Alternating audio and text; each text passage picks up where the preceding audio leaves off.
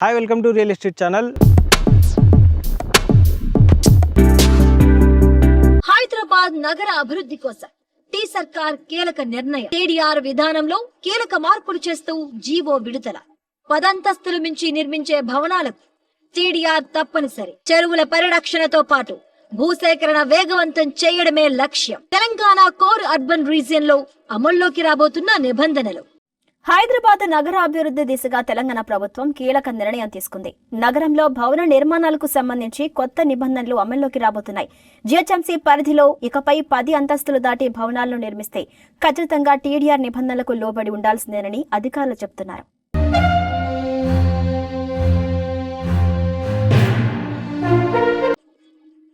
TDR విధానంలో కీలక మార్పులు చేస్తూ జీవో విడుదల.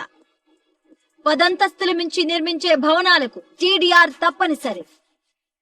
చెరువుల పరిరక్షణతో పాటు భూసేకరణ వేగవంతం చేయడమే లక్ష్యం. తెలంగాణ కోర్ అర్బన్ రీజియన్ లో అమల్లోకి రానున్న నిబంధనలు. విశ్వనగర అభివృద్ధి కోసం తెలంగాణ ప్రభుత్వం మరో కీలక నిర్ణయం తీసుకుంది. రియల్ ఎస్టేట్ రంగాన్ని నేరుగా ప్రభావితం చేసేలా టీడీఆర్ విధానంలో కీలక మార్పులు చేస్తూ పురపాలక శాఖ జీవో నెంబర్ 16 ను రిలీజ్ చేసింది. చెరువులు, నదుల పరిరక్షణతో పాటు భూసేకరణను వేగవంతం చేసే ఉద్దేశ్యంతో ఈ జీవో తీసుకొచ్చినట్లు ప్రభుత్వం స్పష్టం చేసింది. సవరించిన నిబంధనలు ఔటర్ రింగ్ రోడ్ వరకు విస్తరించిన తెలంగాణ కోర్ అర్బన్ రీజియన్ పరిధిలో అమల్లోకి రాబోతున్నాయి.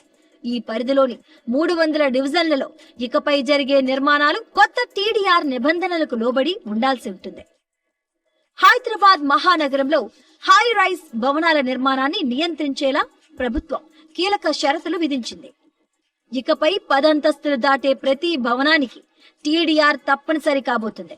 11వ అంతస్తులు దాటే నిర్మాణాలకు మొత్తం కన్స్ట్రక్షన్ విస్తీర్ణంలో 10% సమానమైన టీడీఆర్ సర్టిఫికేట్లను బిల్డర్స్ సమర్పించాల్సి ఉంటుంది. దీంతో ఇప్పటి వరకు మార్కెట్లో వినియోగం లేక నిల్వగా ఉన్న టీడీఆర్ బాండ్లకు డిమాండ్ పెరగబోతుందని ఎక్స్పర్ట్స్ చెబుతున్నారు. వివిధ అభివృద్ధి కార్యక్రమాల కోసం భూమిని ప్రభుత్వానికి ఉచితంగా అప్పగించే బిల్డర్లకు ప్రత్యేక రాయితీలు కూడా ఈ జీవోలో పొందుపరిచారు. సెట్ బ్యాక్ నిబంధనలు, భవన ఎత్తు పరిమితుల్లో సడలింపులు కల్పిస్తూ వారిని ప్రోత్సహించబోతుంది ప్రభుత్వం.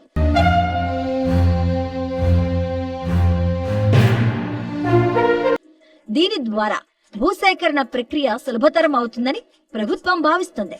చెరువులు, నదుల పరిరక్షణకు సంబంధించి భూముల స్వాధీనంపై కూడా ప్రభుత్వం ఆకర్షణీయమైన విధానాన్ని ప్రకటించింది. ఎఫ్టీఎల్ పూర్తి స్థాయి నీటి మట్టం పరిధిలో ఉన్న పట్టా భూములకు 200% టీడీఆర్, చెరువుల బఫర్ జోన్లలో ఉన్న భూములకు 300% టీడీఆర్, బఫర్ వెలుపల అభివృద్ధి పనుల కోసం భూములు సేకరిస్తే 400% టీడీఆర్ ఇవ్వాలని నిర్ణయించింది. 1 ఎకరాకు మించి భూసేకరణ జరిగితే ఆ ప్రతిపాదనను ప్రభుత్వం నేరుగా పరిశీలించబోతుంది. పరివాహక ప్రాంతం, నగరంలోని చెరువుల సుందరీకరణ పనులకు భూ యజమానుల నుంచి ఎదురవుతున్న అడ్డంకులను తొలగించడమే ఈ విధాన మార్పుల లక్ష్యమని ప్రభుత్వ వర్గాలు చెబుతున్నాయి. గతంలో ప్రభుత్వం జారీ చేసిన దాదాపు 10,000 కోట్ల రూపాయల విలువైన టీడీఆర్ సర్టిఫికెట్లు మార్కెట్లో పేరుకుపోయి వాటి ధర గణనీయంగా పడిపోయింది. దీంతో భూ యజమానుల టీడీఆర్ కు బదులుగా నగదు పరిహారం కోరుతూ ప్రభుత్వంపై ఒత్తిడి పెంచారు. ఇప్పుడు పెద్ద భవనాల నిర్మాణానికి టీడీఆర్ తప్పనిసరి చేయడంతో బిల్డర్లు వాటిని కొనుగోలు చేయక తప్పని పరిస్థితి ఏర్పడింది. దీంతో టీడీఆర్ మార్కెట్ మళ్లీ కదలికల్లోకి రావడంతో పాటు ప్రభుత్వంపై నగదు పరిహారం భారం తగ్గబోతుంది. ఫలితంగా నిధుల కొరతతో నిలిచిపోయిన రోడ్ల విస్తరణ పనులు, మూసీ నది పునరుజ్జీవ ప్రాజెక్టు వేగం అందుకునే అవకాశం ఉందని అధికారులు అంచనా వేస్తున్నారు.